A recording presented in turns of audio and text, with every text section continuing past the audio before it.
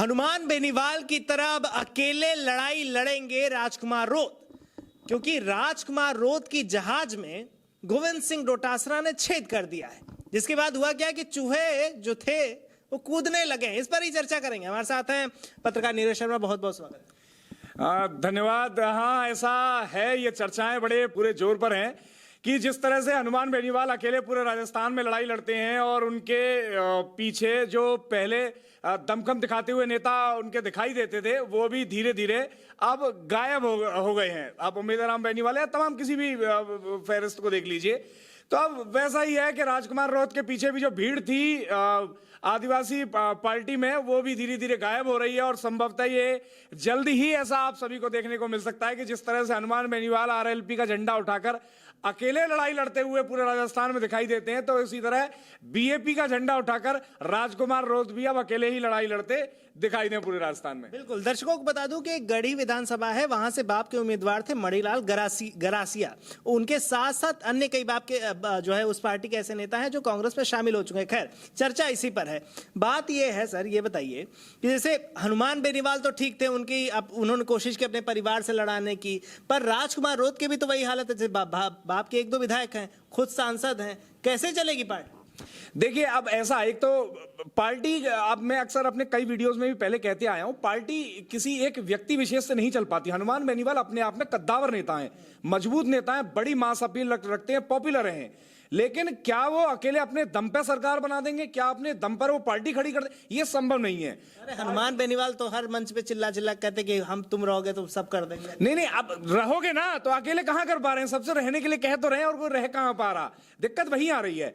वैसे ही राजकुमार रोत का अपने आप में बढ़िया नेता है, अच्छी मास अपील रखते हैं, बढ़िया पब्लिक के अंदर उनको लेकर इमेज है, आउटरीच है, लेकिन क्या वो अपने दम पर इस तरह से पार्टी खड़ी कर पाएंगे? नहीं। आप भाजपा का इतिहास देख लीजिए कि लेटेस्ट बड़ी बनी हुई पार्टी भारतीय जनता पार्टी है और एक आम आदमी पार्टी समझ लीजिए, वो तो स्टार्टअप जैसा आया गया, कुछ समझ में नहीं आ रहा उसका। लेकिन भाजपा का आप एग्जांपल ले सकते हैं कि पार्टी पूरे राष्ट्रव्यापी स्तर पर या प्रदेश स्तर पर तब खड़ी हो पाती है जब आप के पास में एक लंबी फहरिस्त हो राजनेताओं की, लोगों की, जो अपने आप को खपा देने के लिए तैयार हैं, उसके लिए एक मिशन के लिए, एक विचारधारा के लिए, एक भाव के लिए।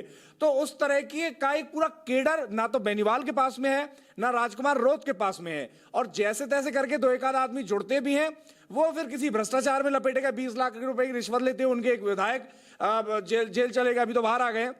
साथ में ही हनुमान बेनीवाल का परिवार वाला कुछ मामला एंगल आ जाता है, कुछ लोग जो नेता वो बनाए वो टिक नहीं पाए। तो आप पार्टी काडर जो है ना, वो तैयार करने में विशेष रूप से बेनीवाल कह लो, राजकुमार रोत कह लो, या अन्य क्षेत्रीय पार्टी कह लो, जो पहले किरोड़ी लाल मीणा भी एक बार स्टार्टअप करने की कोशिश किए थे पार्टी वाला, तो ये लोग काडर नहीं तय कर पाते, एक फेरिस्त नहीं बना पाते उस विचारधारा के लोगों की जो अपने आप को खपा देने के लिए तैयार है। सबके अपने स्वार्थ हैं, अपने निजी स्वार्थ हैं, सब उनको फ्रंट पे रखते हैं। अगर आप निजी स्वार्थ को फ्रंट पे रखेंगे तो उससे ना तो पार्टी खड़ी होगी, ना कोई मूवमेंट क्रिएट होगा, ना ही आप जीवन में कभी इस तरह से सरकार बना सकते हैं। अच्छा, राजकुमार रोत की विचारधारा में देखें तो उनका मूल मंत्र एक था कि भाई भील प्रदेश, भील प्रदेश, भील प्रदेश।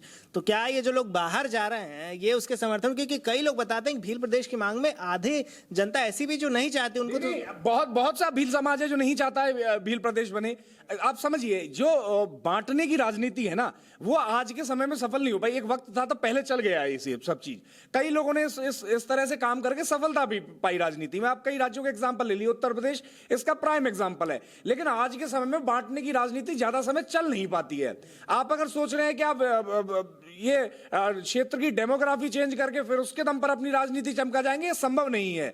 और हालांकि आप अगर एक तरफ ये समझ लीजिए, भील प्रदेश की मांग बड़ी लंबे समय की है, बहुत पुरानी है, लेकिन ये फिजिबल नहीं है और रियलिस्टिक नहीं लगता है। और बांटने वाली राजनीति अब ज्यादा सफल नहीं हो पाती, क्योंकि सोशल मीडिया का दौर ऐसा है कि आप मिनट भर के अंदर आप लाखों लोग अपने विचार दे सकते हैं। उससे चीजों का एक आउटरीच तय हो सकता है, जमीन पर किस तरह से कोई आंदोलन निकल के आएगा वो तय हो सकता है। तो अब चीजें बहुत ओपन है। अब ऐसा नहीं हो सकता कि आप नेता की बाउंड्री भर के अंदर या उसके ग्रुप भर के अंदर या एक सिस्टम भर के अंदर डिस्कशन हो रहा है, वहां से मोमेंटम क्रिएट हो जाएगा। आप सोशल मीडिया का माध्यम का इस्तेमाल आपको करना ही पड़ेगा, उस पर चीजें जाएंगी। और वहां पर भ्रष्टाचार नहीं चलता है, वहां पर विचारधारा नहीं चलती है, वहां पर लोगों के पास में खुला ऑप्शन है और लोग ओपिनियन देते हैं और वहां से फिर मोमेंटम क्रिएट होता है। तो इतना आसान नहीं है। अब माहौल भी बदल गया, कम्युनिकेशन बहुत आसान है और आज का जो यूथ है वो बड़ा जागरूक है। तो यूथ कतई भी ये नहीं चाहता है और विशेष रूप से जेन ज़ी ये नहीं चाहता है कि बांटने की राजनीति की जाए, क्योंकि बांटने का जो रिजल्ट आउटकम है वो बड़ा ही खतरनाक और बेकार होता है और रिजल्ट इसका बिल्कुल निराशाजनक होता है। ये जेन ज़ी अच्छी तरह से समझता है, जो आज का यूथ है वो अच्छी तरह समझता है। तो बांटने वाली राजनीति सफल नहीं हो पाएगी और भील प्रदेश की मांग रियलिस्टिक भी नहीं है। तो इसके सहारे जब तक बीएपी अपनी राजनीति करती रहेगी, राजकुमार राउत अपनी राजनीति करते रहेंगे, तब तक बड़ी सफलता पाना तो पूरी तरह से असंभव है। क्योंकि आप समझिए, वो बांसवाड़ा और इस क्षेत्र के राजस्थान में भले ही सफल हो जाएं, लेकिन क्या वो अन्य क्षेत्रों में राजस्थान के में पहचान बना पाएंगे भील पार्टी के नाम पर? कभी नहीं। तो जब तक आप बड़े नंबर को हिट नहीं करते हैं लोगों के, तब तक आप ना कोई बड़ा चेंज राजनीति में ला सकते हैं, ना कोई पार्टी खड़ी कर सकते हैं, ना मोमेंटम, और सरकार तो भूल ही जाइए। अच्छा, ये बताइए, चीज समझाइए कि भाई ये तो पता चल गया कि रोड की पार्टी के लोग, लेकिन कांग्रेस ने और खासकर गोविंद सिंह डोटासरा ने ऐसे क्या कर दिया है कि जो है सब इधर ही आ जाए? देखिए डोटास, अब वैसा समझिए, ये एक तो इसके मैं 3 कारण आपको समझाता हूं। पहला कारण आप समझ लीजिए कि एक बड़ा स्ट्रांग बिलीफ है लोगों का कि एक बार कांग्रेस एक बार भाजपा। तो लोगों को ये समझ में आ रहा है, विशेष रूप से बीएपी में जो लोग हैं राजकुमार राउत के पीछे खड़े हैं, वो उनको समझ में आ रहा है कि संघर्ष बहुत लंबा है। अगर बीएपी के साथ उनका भविष्य भी है तो संघर्ष बहुत लंबा है। और बीएपी में जो राजनेता जिनकी आप स्विच करने की बात कर रहे हैं, वो पहले पुराने राजनीतिक रहे हैं, पुरानी उनकी पॉलिटिकल हिस्ट्री है। तो बीएपी की खुद की इतनी लंबी हिस्ट्री नहीं है। तो बेशक उनके कनेक्शन भारतीय जनता पार्टी और कांग्रेस से रहे हैं, तो चूंकि अब उनको कांग्रेस के अंदर भविष्य नजर आ रहा है, तो संभवतः कांग्रेस के अंदर चलेगा। और विशेष रूप से डोटासरा की राजकुमार राउत के जहाज में छेद करने वाली बात है, आप उसको वो तय मानिए। डोटासरा बड़ी मजबूत राजनीति कर रहे हैं और साथ ही साथ में जो वो प्रदेश अध्यक्ष के रूप में फिलहाल काम कर रहे हैं, क्योंकि उनको अपनी भी कुर्सी जाने का डर है।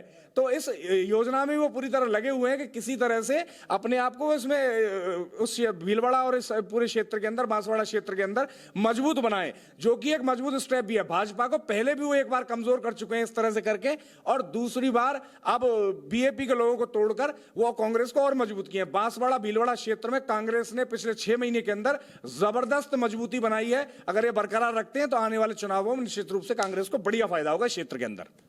बिल्कुल। तो देखिए किस तरीके से चाल होती है, कब पासा पलट जाए कोई नहीं जानता। खैर, इस चर्चा पर आपकी क्या राय है, हमें कमेंट में जरूर बताइएगा। तब तक देखते रहिए राजस्थान 1।